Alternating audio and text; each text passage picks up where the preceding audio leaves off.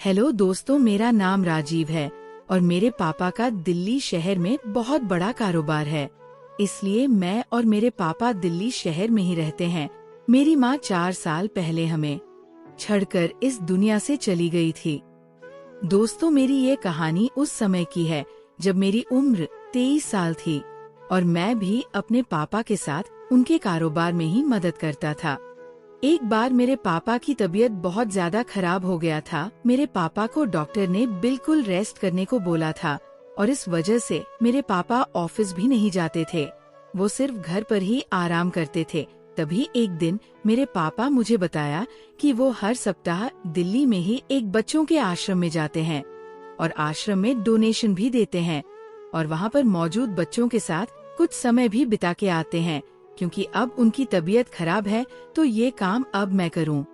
अपने पापा की बात सुनकर मैंने उन्हें बोल दिया कि अब से हर सप्ताह मैं आश्रम चला जाऊंगा और उन बच्चों के साथ समय भी बिताऊं। और अगले ही दिन मैं आश्रम में चला गया और मैंने वहां जाकर आश्रम के इंचार्ज को अपने पापा के बारे में बताया था और मैंने उन्हें बताया कि जब तक पापा ठीक नहीं हो जाते तब तक मैं आश्रम में आया करूंगा। और उसके बाद मैं आश्रम में बच्चों के पास चला गया था। जैसे ही मैं बच्चों के पास गया तो मैंने देखा बच्चे खेल रहा था और बच्चों के साथ एक बहुत ही खूबसूरत लड़की भी खेल रहा था, पर मुझे देखते ही वह लड़की वहां से चली गई। मैंने कुछ देर बच्चों के साथ समय बिताया और फिर मैं अपने घर चला आया था और मैंने अपने पापा को बताया कि मैं आज आश्रम गया था। मेरी बात सुनकर मेरे पापा भी बहुत खुश हुए और फिर मेरा हर सप्ताह आश्रम में जाना शुरू हो गया था। और एक दिन जैसे ही मैं बच्चों के पास बैठा हुआ था तो वही खूबसूरत लड़की भी मेरे पास आ गई और मुझसे बात करने लगी। और उस दिन मुझे पता चला कि उसका नाम मुस्कान है और वह इसी आश्रम में काम करती है। दोस्तों, मुस्कान इतनी ज्यादा खूबसूरत थी कि जो भी उसे देखता वह बस देखता ही रह जाता। और उस दिन के बाद से मेरे और मुस्कान के बीच में बात होने लग गई थी। हम दोनों के पास एक दूसरे के नंबर आ गए थे और अब हमारी हर रोज आपस में बात होते थे और मैं मन ही मन मुस्कान को पसंद भी करने लगा था।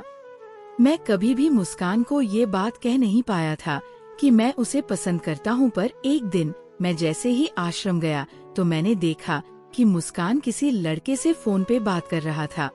मैंने जैसे ही छुपकर मुस्कान की बात सुनी तो मुझे ऐसा लगा कि मुस्कान और उस लड़के के बीच कोई तो बात है जो मुझे नहीं पता है, क्योंकि मुस्कान ने मुझे अपने बारे में सब कुछ बता दिया था। और उस दिन के बाद से मैंने देखा मुस्कान मुझसे बड़े ही प्यार से पेश आती थी। उसकी हरकतें बहुत ही अजीब सी थी। मैं कुछ भी समझ नहीं पाया कि इसके पीछे क्या है।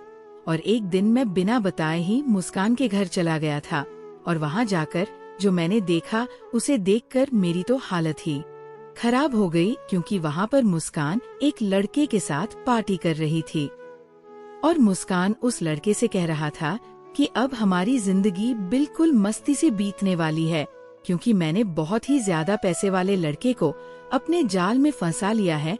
मुस्कान की ये बात सुनकर मैंने उसकी पूरी रिकॉर्डिंग की और मैं वहाँ से चला आया। और उसके बाद मैं मुस्कान से नहीं मिला, पर एक दिन मुस्कान मेरे घर पर ही आ गई और मुझसे पूछने लगी कि अब मैं उससे क्यों नहीं मिलता। तब मैंने मुस्कान को उसकी सच्चाई दिखाई और उससे हमेशा के लिए रिश्ता खत्म कर दिया। और दोस्तों, इस तरह से मैंने अपने आप को बचाया। तो दोस्तों, ये थी हमारी छोटी सी कहानी।